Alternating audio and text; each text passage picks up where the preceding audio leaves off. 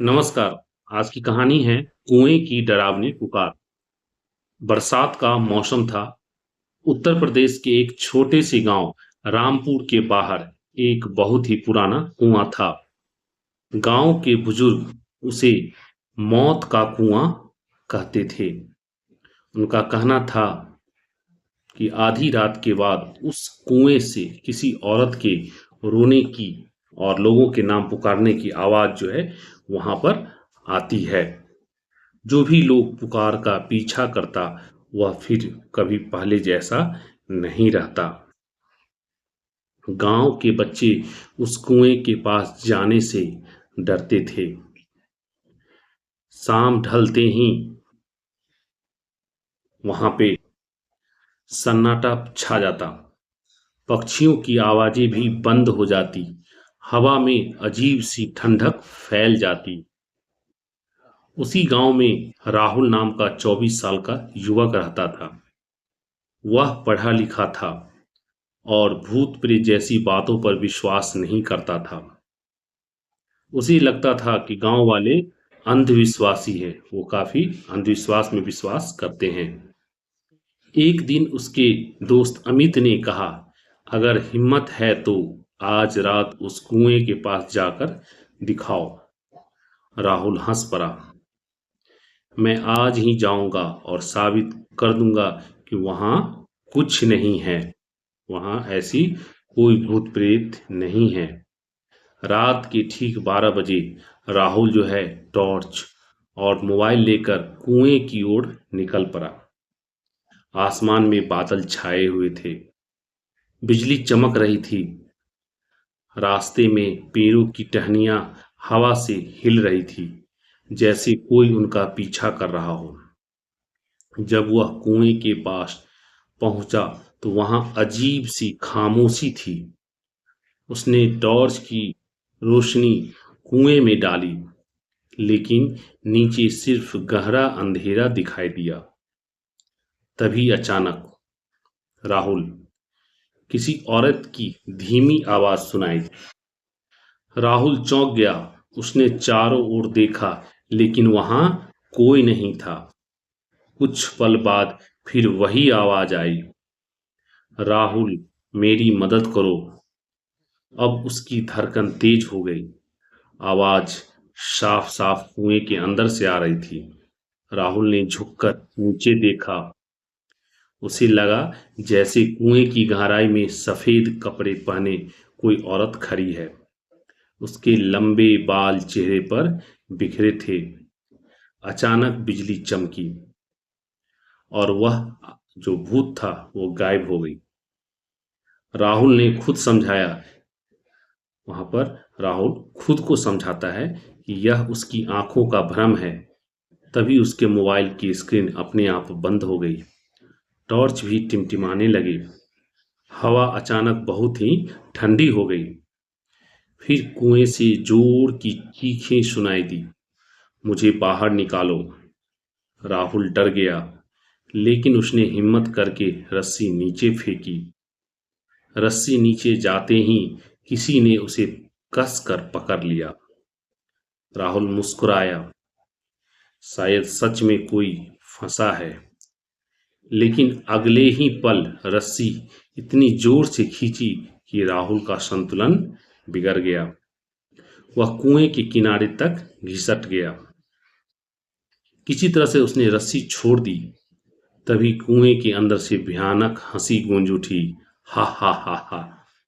राहुल का चेहरा पीला पड़ गया। वह भागने लगा, लेकिन उसके पैर जैसे जमीन से चिपक गए। उसी समय उसके पीछे किसी की चलने की आवाज आई, टक टक टक। उसने धीरे धीरे पीछे देखा। सफेद साड़ी पहने एक औरत उसके पीछे खड़ी थी। उसका चेहरा पूरी तरह काला था।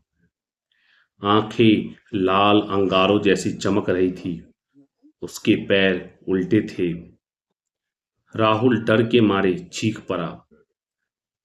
औरत मुस्कुराई, तुम मुझे छोड़कर क्यों जा रहे हो? राहुल भागा। पीछे से वह औरत हवा में तैरते हुए उसका पीछा करने लगी।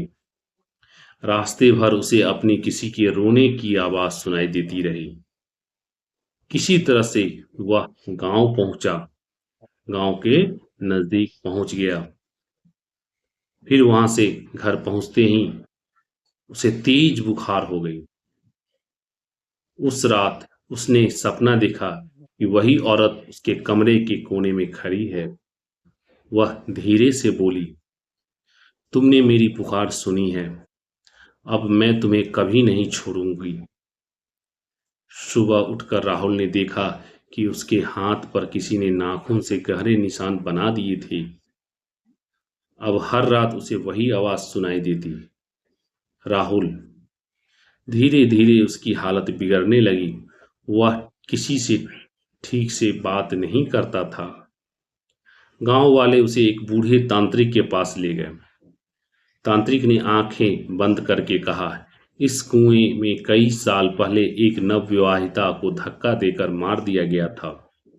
उसकी आत्मा आज भी न्याय चाहती है। राहुल ने पूछा, मैं क्या करूं?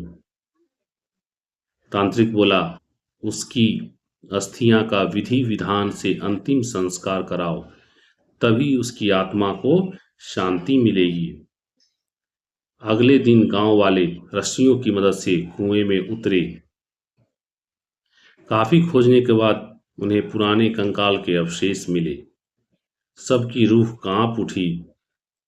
पूरे गांव ने मिलकर उनका अंतिम संस्कार कराया। उस रात पहली बार कुएं से कोई आवाज नहीं आई। राहुल को लगा कि सब खत्म हो गया। लेकिन 3 दिन बाद गांव का एक चरवाहा गाय खोजते खोजते उसी कुएं के पास गया। अचानक उसने सुना, सुनो। वह रुक गया। फिर आवाज आई, मेरी मदद करो। चरवाहा कुएं की ओर बढ़ा। उसने नीचे झांका। अंधेरे में 2 लाल आंखें चमक रही थी। अचानक एक काला हाथ कुएं से बाहर निकला और उसका पैर पकड़ लिया। उसकी चीख पूरे जंगल में गूंज उठी। जब गांव वाले वहां पहुंचे तो चरवाहा बेहोश पड़ा था। होश आने पर वह सिर्फ एक ही बात दोहराता रहा कि वह अभी भी वहीं है, वह अभी भी पुकार रही है। उस दिन के बाद गांव वालों ने उस कुएं को बड़े बड़े पत्थरों से बंद कर दिया। लेकिन आज भी बरसात की काली रातों में जब तेज हवा चलती है तो वहां धीमी आवाज सुनाई देती है, कोई है, मुझे बाहर निकालो। कहा जाता है, जो भी उस आवाज का जवाब देता है उसकी जिंदगी हमेशा के लिए बदल जाती है। इसलिए आज भी रामपुर गांव में रात होने के बाद कोई भी उस पुराने कुएं के पास जाने की हिम्मत नहीं करता, क्योंकि कुछ पुराने यहाँ पर कुछ पुकारे इंसान की नहीं होती। उनकी जवाब देना उनकी सबसे बड़ी भूल साबित हो सकती है। तो आपको ये कहानी सुनकर कैसी लगी? चैनल को सब्सक्राइब करें, वीडियो को लाइक करें, शेयर करें। धन्यवाद।